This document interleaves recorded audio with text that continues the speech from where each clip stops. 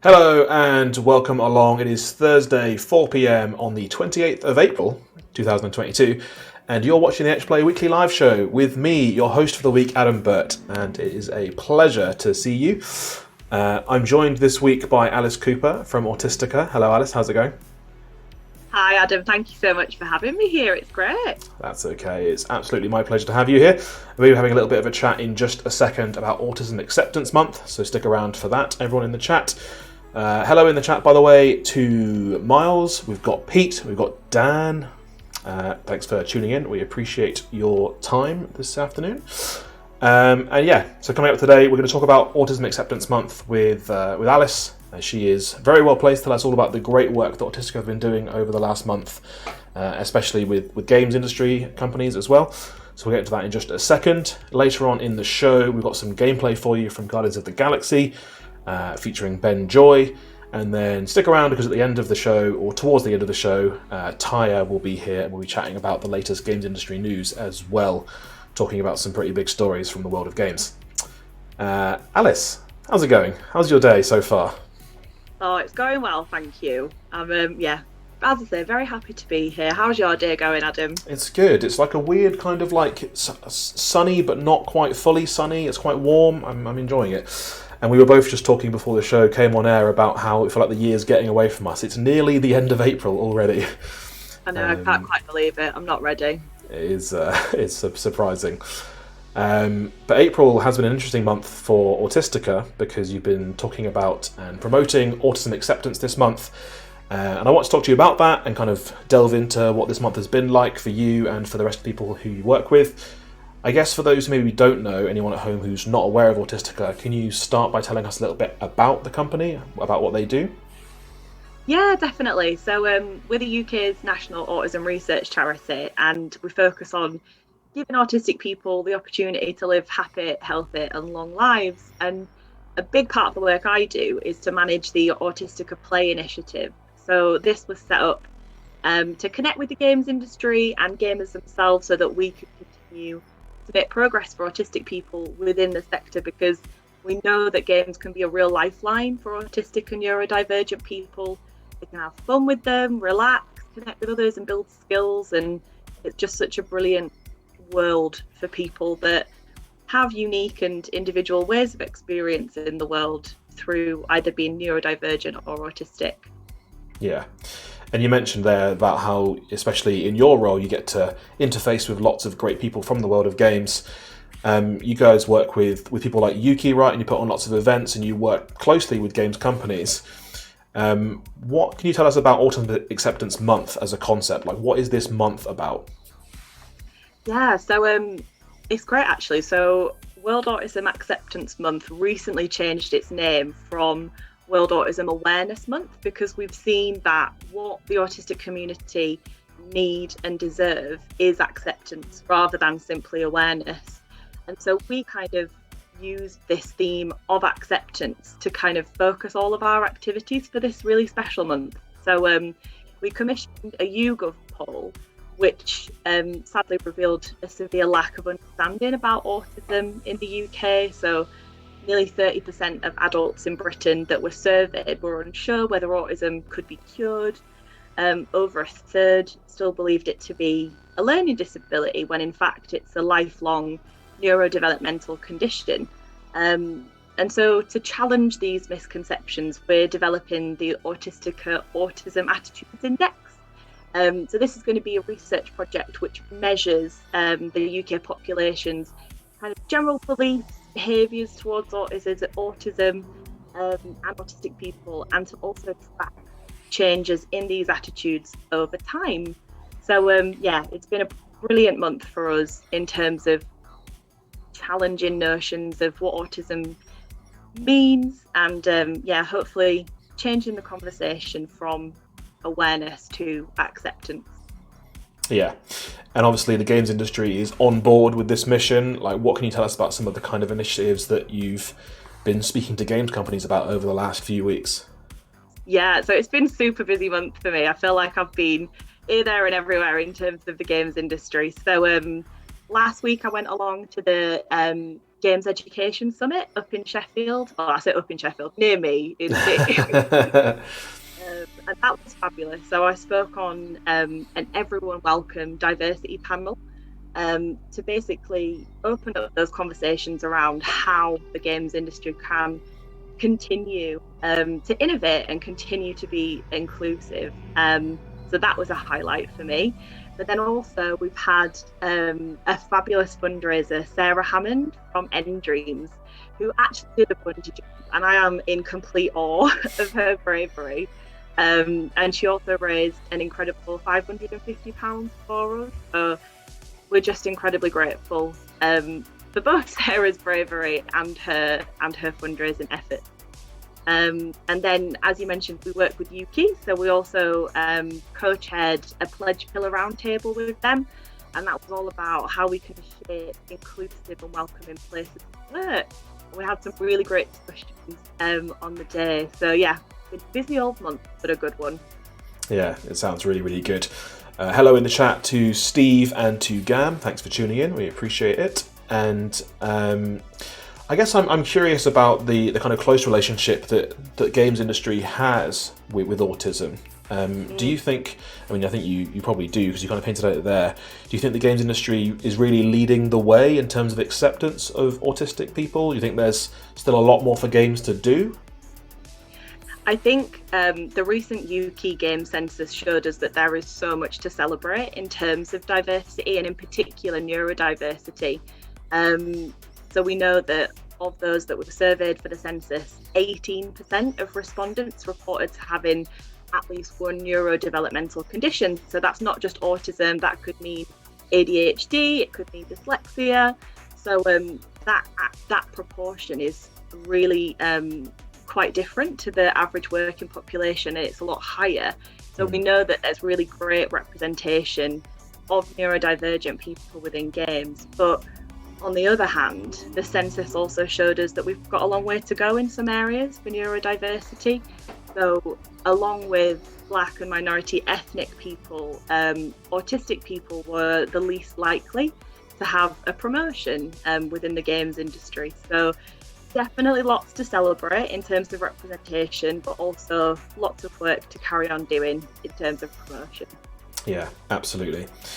And what about outside games? I mean, this is obviously not just a game-specific initiative. This acceptance month is, it's international, it's all over the world, it's everywhere. How is that message kind of landing? Because you mentioned the kind of rebrand or the renaming. Is that going down well this year? Is that working out? You think it's having a really positive impact? Yeah, definitely. I mean, we've seen in the media recently there's been a high number of celebrities that have actually received an autistic diagnosis later in life. So we know that the conversation is moving towards the acceptance that there are greater numbers of autistic people in the UK. And also we've seen in the media again that we have been getting some attention, particularly towards the change in attitudes and the Autism Attitudes Index. So our CEO, James Cusack, had a thought piece in The Independent where he shared some of his lived experience of the negative attitudes he's gone through, because he's the only openly autistic chief executive of a leading charity in the UK. And so he had a diagnosis when he was younger, and so he's experienced both negative and positive attitudes to his autism. So yeah, we've definitely seen a lot of conversation around the topic, and we want to make sure that conversation carries on after the month into action, into asking questions of what your workplace might be doing for neurodiversity, how you can support, and ultimately be an ally. Yeah, I mean, I think there'll be people who watch this back, and we're going to put a donation link in the chat on Twitch so people can donate directly if they would like to. But I think there'll be a lot of people out there who may be thinking, how can they get involved? Like, how can they maybe take this conversation into their games company or their workplace? Do you have any advice for people that they can, where they get started with this kind of conversation? Yeah, definitely. I mean, first things first, I would love to hear from people that are interested in getting involved. So I can read out my email address if that's if you're happy to. Yeah, I mean, you might get some spam. Yeah. I'll worth go the for risk. the. Yeah, I know it's always a risk, isn't it? But it's corporate at autistica.org.uk. So yeah, be delighted to hear from you. But in more general terms for how people can get involved, if you were inspired by Sarah's bungee jump, we've got loads of incredible fundraising events going on. We've got London Marathon places. If that's been something that's always a dream of yours, there's the chance to do that for Autistica this year. We also have the Autistica Insight Group and the Autistica Network, which is the Insight Group is made up of autistic adults and their families who get involved with our research and advise on our work. So if you feel that you want to have a more active role, we'd love to hear from you for you to get involved with that. And then also if you're wanting to kind of promote neurodiversity in the workplace, I'd love to chat to you about our Discover Autism Research and Employment program. We call it DARE because it's not a very attractive phrase. So DARE. Yeah, nice shortening. That would be great. And yeah, lots to do on social media as well. If you ever see our content at Autistica, it'd be great for you to promote that. So yeah, lots of people to get involved with. But do reach out, corporate at autistica.org.uk. If you want to have a chat, that'd be lovely. Yeah, that's great advice. And the month is coming to an end, sadly. As we know, time is passing faster than any of us can keep up with. But what are some of the things coming up in the near future for Autistica? Can you talk about any of that? Yeah, definitely. So in July, we have the Autistica Research Festival coming up. So this is the UK's leading autism research conference where we bring together autism researchers, autistic people, professionals who work with them and support them to discuss what research is needed and kind of get that barrier pushing involvement and participation work to look at how we can continue to make progress. And then also in July, it's International Friendship Day on the 30th. And we always put together an event and some activity around digital friendships because we want to celebrate friendships that are made through games, friendships that are made online, and kind of validate those experiences and celebrate them because we know that a lot of autistic and neurodivergent people make great friends through games and online. So yeah, they're the two things coming up for us. Awesome, thank you very much. And I really appreciate you coming on the show today and having a chat with me about it because it's a fascinating subject and also one that, like you say, really needs to be talked about. Like, it can't be something that we're just kind of ignoring, even though games is doing well in many ways. Definitely lots of things people to think about in every workplace and especially in our own. So thank you very much. I appreciate you coming by. See you next time. We've got some gameplay coming up now from Guardians of the Galaxy, and stick around because after this, Ty will be here and we'll be going through all the latest games industry news. See you soon.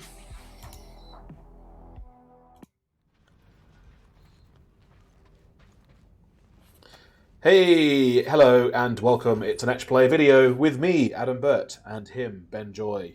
We are checking out Guardians of the Galaxy, played here on the Xbox Series X. This thing kind of reminds me of this time when my hamster got loose and I chased her all over the basement. Do you have to be Star-Lord? You do have to be Star-Lord, but as you'll see, you have quite a lot of control over the other characters in battle. Battle gets a little bit hectic. You're kind of like constantly telling people to do stuff like, hey Groot, do this, and Gamora, stab this guy. Let's get straight into fighting now. Yeah. So it's like a third-person shooter. It reminds me a little bit of Mass Effect in a way, but there's no like cover mechanics really, at least not so far.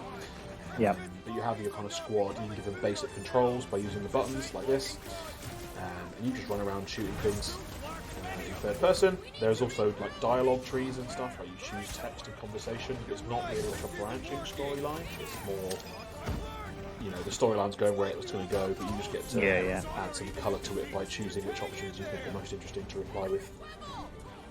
Cool. Hopefully I don't die here. These things are surprisingly tough. Yeah, they're kicking your ass a bit. Yeah, like half my team is dead. Yeah. Oh. Come on, Drax. Go it out. So what I do have is the ability to do the huddle, and I think you'll like this. So the huddle is a way to resurrect everybody, and you get to do a little pep talk.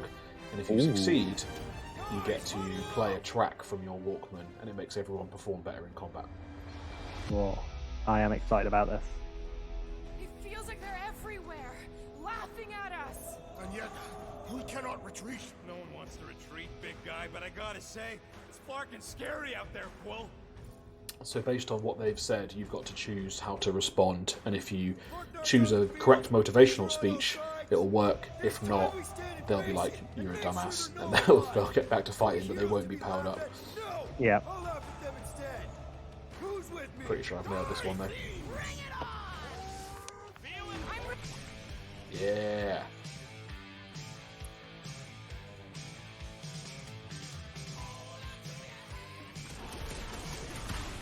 Now everyone kicks ass.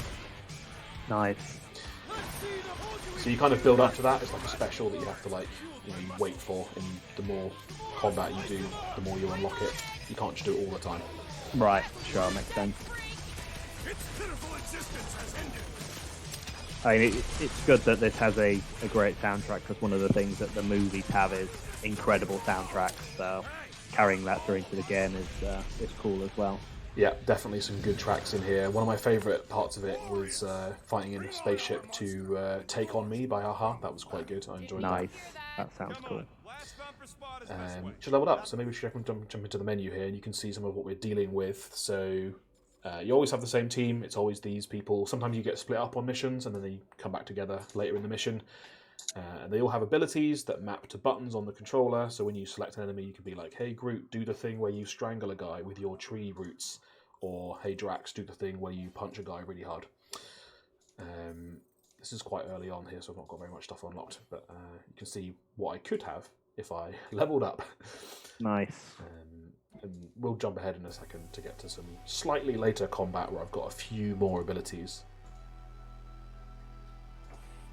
Hey, we're back, and you're watching the Etch Play weekly live show with me, your host for this week's show, Adam Burt, and I am joined now by the ever wonderful Tyre B. How's it going, Ty?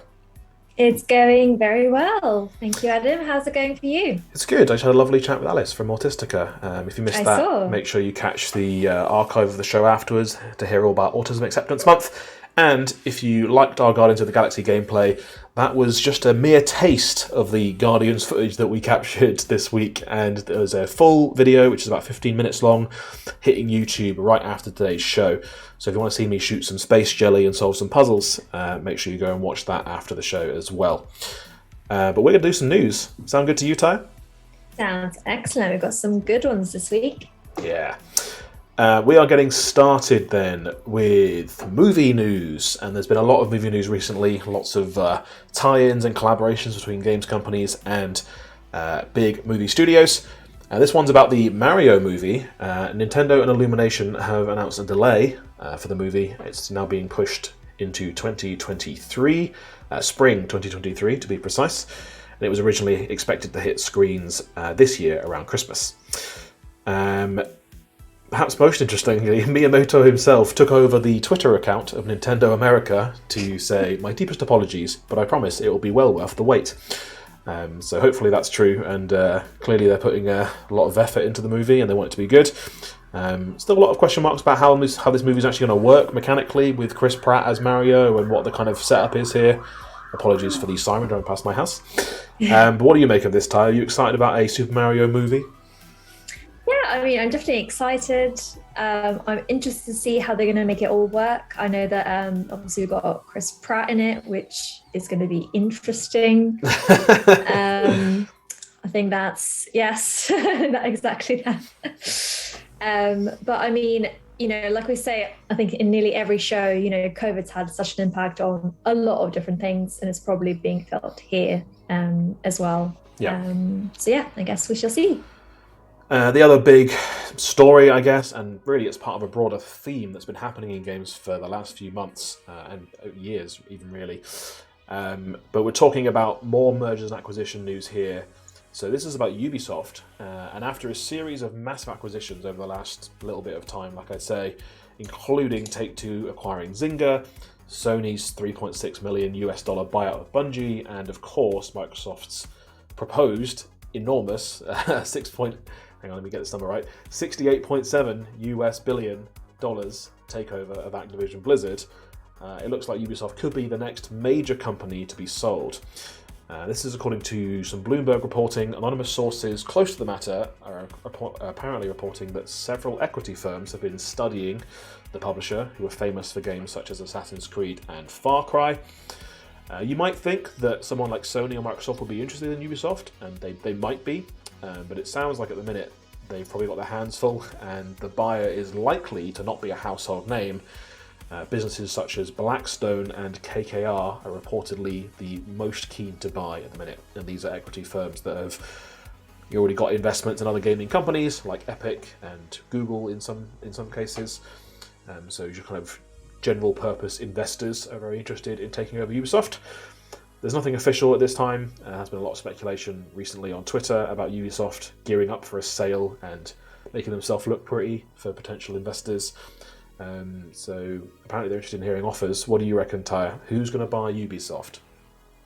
Gosh, I really don't know. Like you say, Microsoft and Sony just seem to be buying out the whole world of gaming. But we also have Tencent, who's doing a lot of kind of purchases right now as well. It's interesting to kind of hear that Ubisoft is next on the line. It's a very loved studio. They've obviously had their own issues in the recent past as well. Yeah.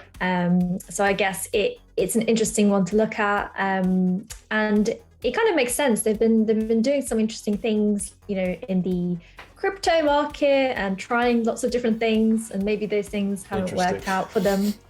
Interesting. Whenever Tyre says interesting, she means bad. No, interesting. I think in that case, it's definitely very interesting. So be interesting. Yeah, I'm going to start saying that word now. But it'll be you say, fascinating to see what happens. It'll be fascinating to see what's going to happen next. I'm not familiar with these equity firms, and I think, like you say, they have some what's the phrase? Some eggs in their basket already. Yeah, I think if it's one of those sorts of companies, it'll be quite a hands-off thing. It'll be like, we think this company can make money, we're going to buy them and just leave them alone. Whereas if like a Microsoft were to buy them, there would be huge ramifications for Game Pass and exclusivity and all those sorts of things. But it sounds like that's maybe not how it's going to go. We will have to wait and see though, and I'm sure time will tell. Our next news story is about Sony, and we recently talked about Sony's changes to PlayStation Plus. One addition that we talked about and raised eyebrows was the idea of some games having demos available on the most expensive tier, PlayStation Plus Premium. Now, Sony has updated their policies and we know how this is going to work, and game creators will actually be required to provide a game trial for those subscribers. So the new policy states that all games that cost more than $34 will be obligated to provide a trial to PlayStation Plus Premium subscribers, and it must be a minimum of 2 hours in length. Just to give you a bit of context here, a game trial compared to a demo in these terms means that it has to be basically the full game, but time limited, rather than a more custom bespoke demo. Game creators will have a period of up to 3 months following a game's launch to release a game trial on PlayStation Store. And companies are obviously having mixed reactions to this. Larger AA companies, or AAA companies I should say, will likely have resources available to sort this out. Smaller to mid-tier companies are maybe going to struggle to dedicate the required resources to this happening. But clearly Sony is keen for it. It's a big part of their strategy apparently, bigger than I think we thought it was going to be. And that's the edict that's coming down. It's starting soon, so start to see game trials for PlayStation Plus basically as soon as those changes to the tiering and the pricing roll out. What do you make of this story, Ty? I think it's fascinating, Dan.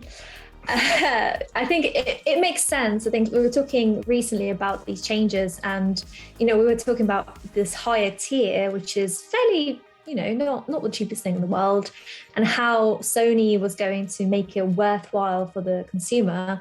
And I think this is one of the ways that they're going to do it, and that's exactly what their strategy is. It will be interesting.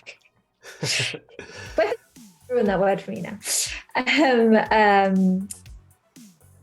think it's a good thing for consumers.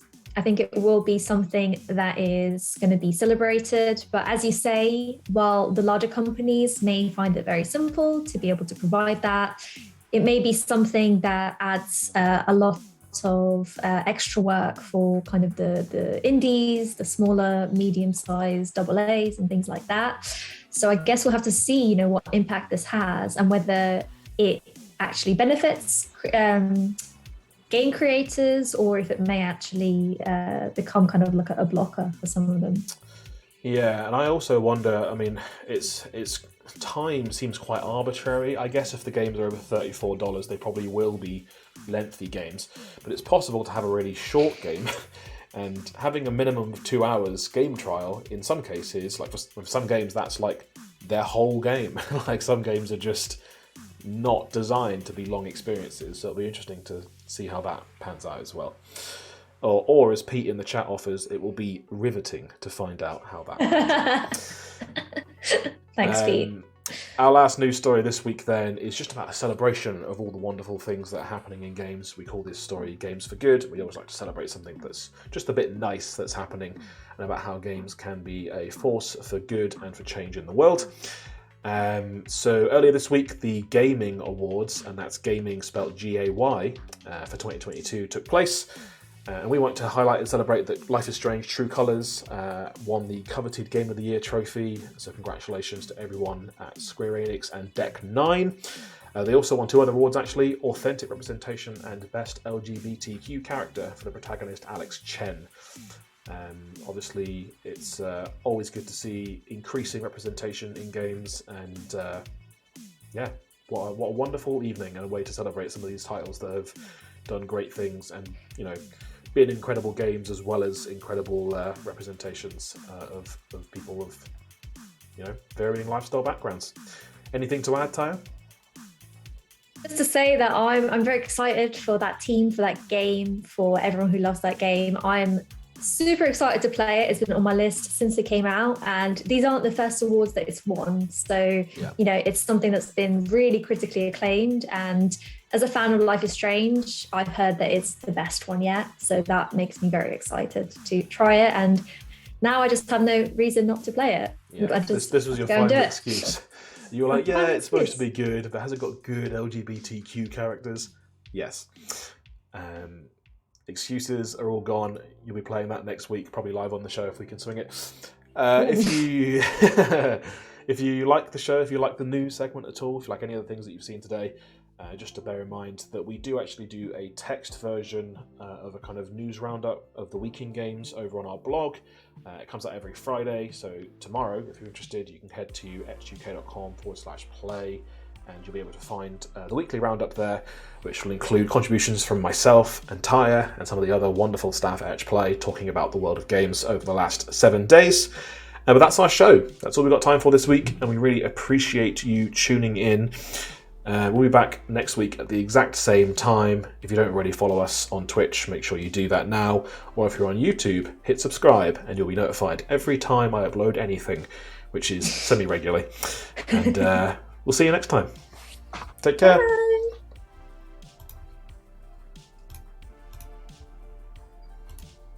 I never know how long to wave. Just keep waving.